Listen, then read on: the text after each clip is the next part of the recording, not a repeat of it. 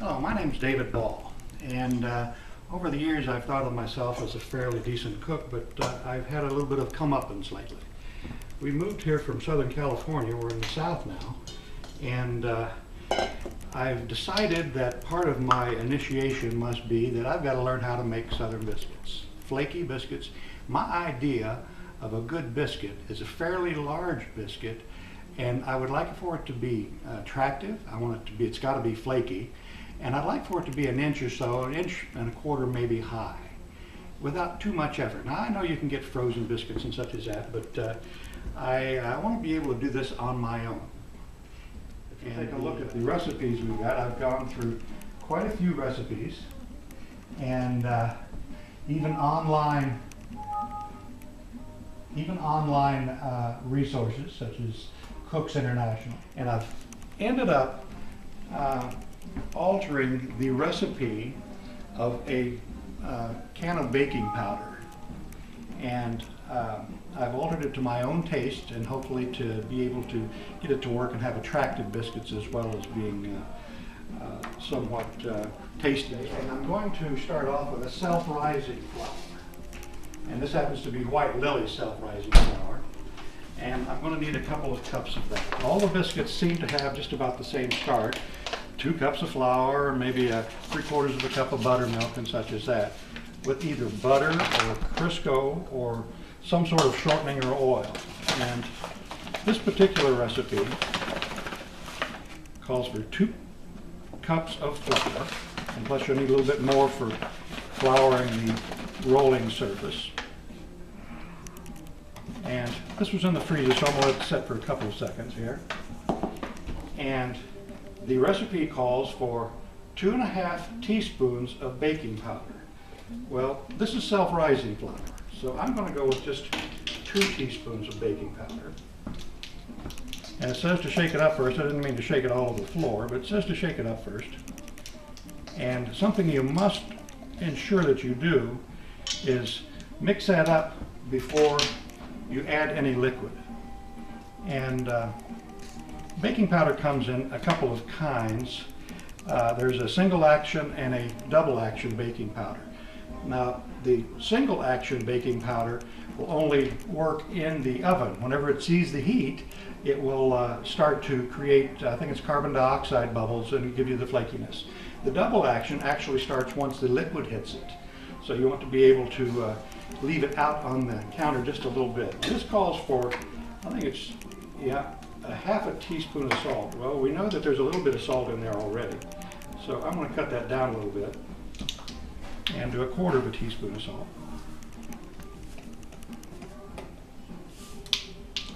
And it says to mix these ingredients. Well, I'm going to do so.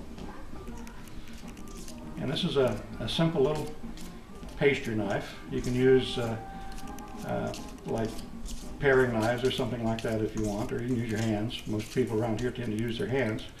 I'll get into that a little bit later. Should turn your oven on. Now, this recipe calls for 475 degrees, whereas most of the recipes are calling for 450. I have started trying to use the butter biscuits, and they don't tend to allow it to rise to my satisfaction. The taste was always there, but I found them wanting with the texture. Now, this happens to be a shortening that is butter flavored. I'm trying to get the best of both worlds here, and it calls for 1/3 cup, so that's about that much right there. Put that in.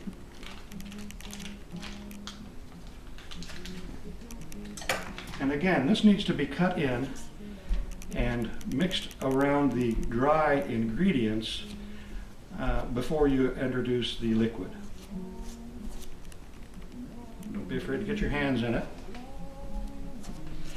And you're trying to get the shortening to cut down into crumb type texture, and should be able to pull away from the edge of the bowl like that. And this is, of course, is continuing to mix the baking powder and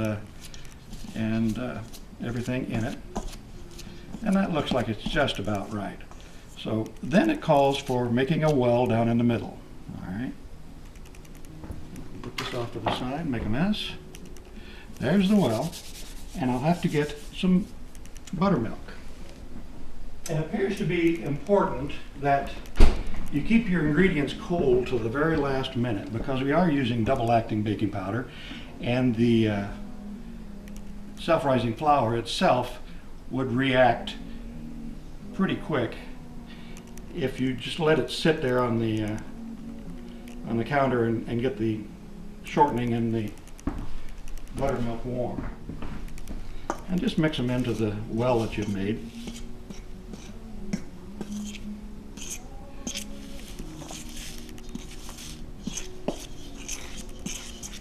And folks tend to say, don't overmix it and don't knead it very much. You know, that seems to be the common recurring comment that I get, is that with all my failures, and believe me, I've had failures. I've just been trying to teach myself how to do this, and this is the 18th batch of biscuits that I've tried to make. Now I need to have a little bit of flour for the surface.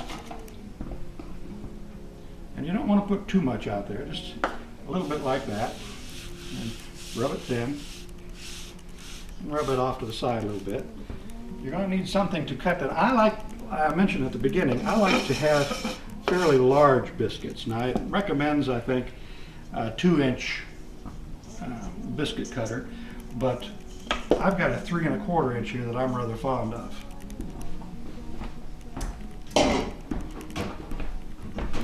Keeping the hands fairly floured.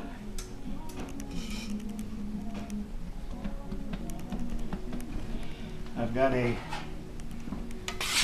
pastry blade here that helps me turn it.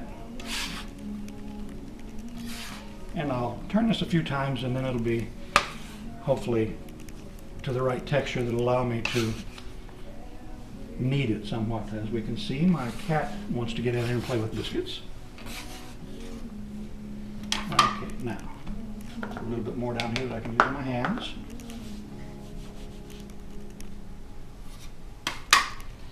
Now, most of the recipes call for rolling the dough out to about a 1/2 inch.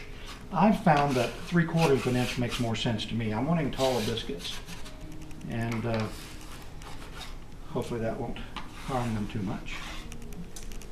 Okay. If you see any wet spots, just go ahead and dry them down. I'm just kneading. All right. We're getting there. All right, getting to the point where I should start rolling. Clean up my mess a little bit. I use an old wine bottle. This one has a texture to it that seems to lend itself to a rolling pin, and put a little bit of flour on it.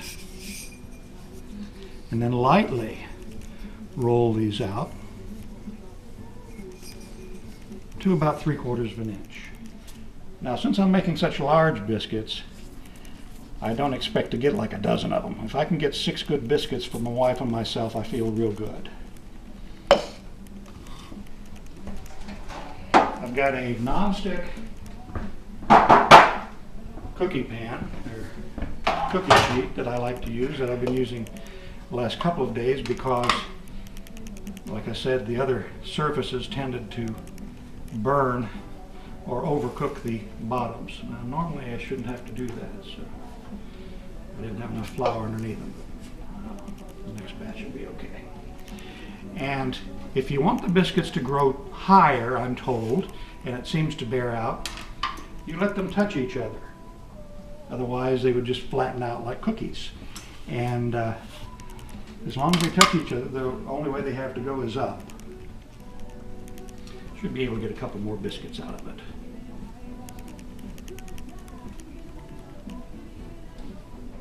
I like to drizzle a little butter on them.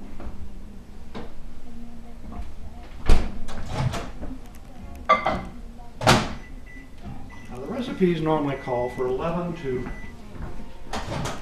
15 minutes of cooking time. And like I say, I've had little bit of mixed luck with that.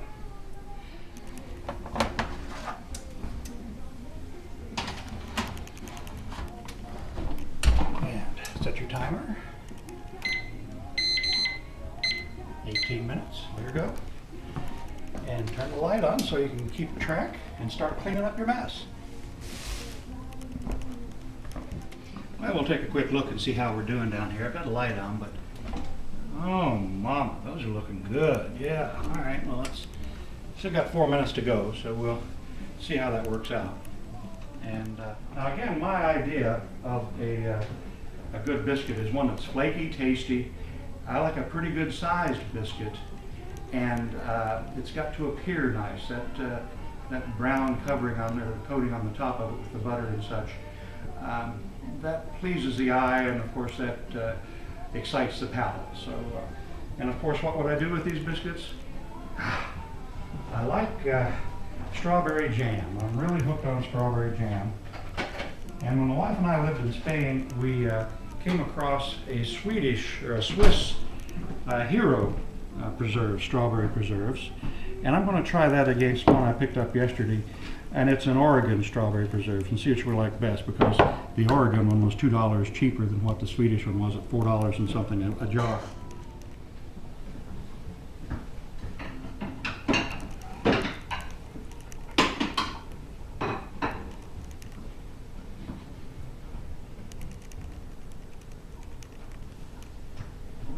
Oh yeah, that did the trick. It smells so good. Oh, yeah, there we go. Nice color on the top.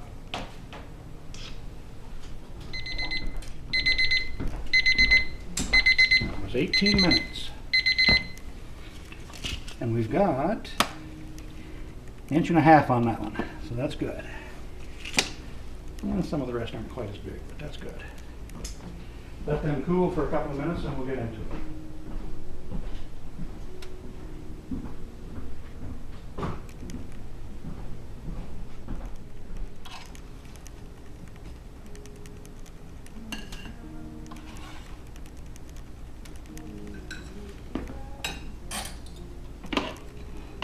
Alright, bon appetit.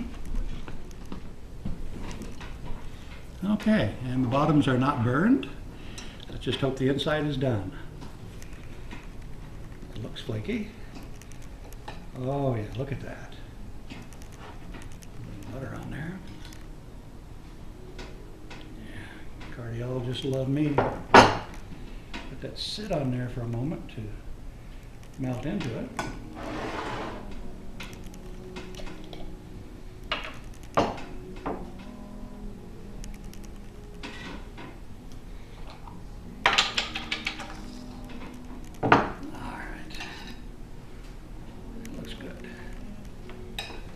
Now we'll try the Oregon on one, and we'll try the Swiss on another. The reason I like the Swiss is quite often you'll find whole strawberries in it. All right, and thank you, Lord, for what we are about to receive. Amen. Oregon.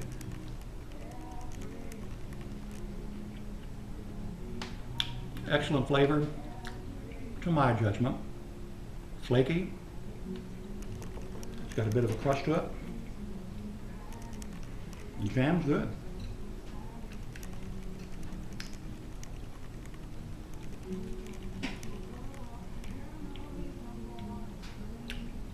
Swiss jam is better. Significantly better.